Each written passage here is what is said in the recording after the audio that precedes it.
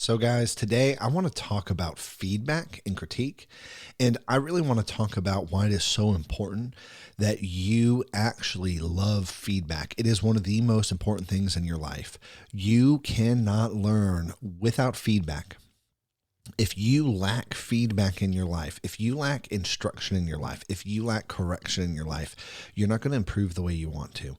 And if you have friends who are telling you, hey, everything's great, oh no, it's their problem, and they're pointing the finger elsewhere, they're always pointing the finger like, oh yeah, no, it's them, it's that. No, it's that job that didn't want you, right? You applied for a job and didn't get the position you wanted. All of that is actually self-destructive. It is keeping you stuck because you're not actually changing and learning. It's so important to have good friends in your life.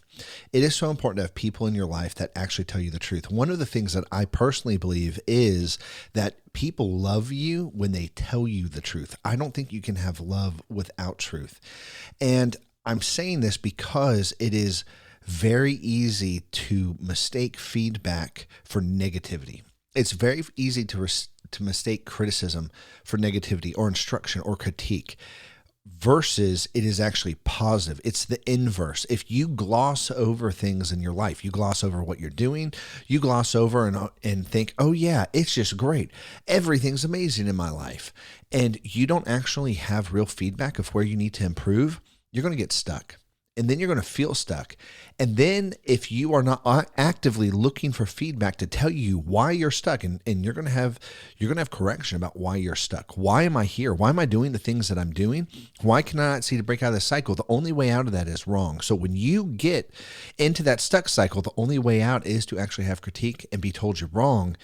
But what happens is when we get there, we've already been avoiding it. So it's actually a lot harder to receive because we've already been avoiding it. I think this is so important for so many people because the moment you get stuck, you need more feedback in your life.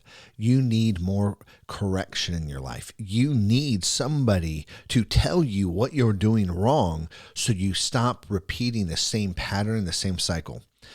I think also it is really important to note and to really just know you are not going to be able to learn anything without feedback. So if you are thinking about accomplishing a goal, and a part of accomplishing that goal, you've got to learn and grow and improve, you're not going to be able to learn without having feedback.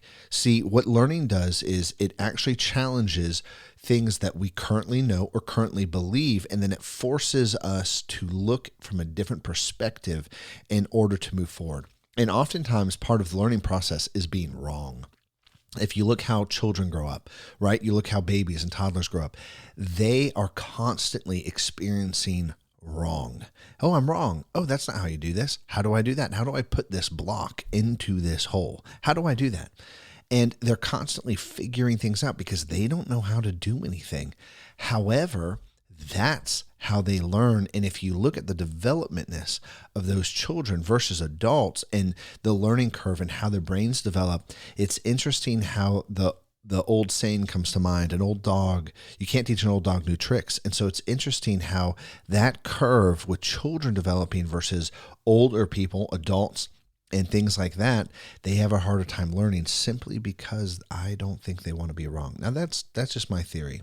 However, I think if you're willing to be wrong, the door to accomplish whatever you want to accomplish opens so wide, you can do whatever you want at that point.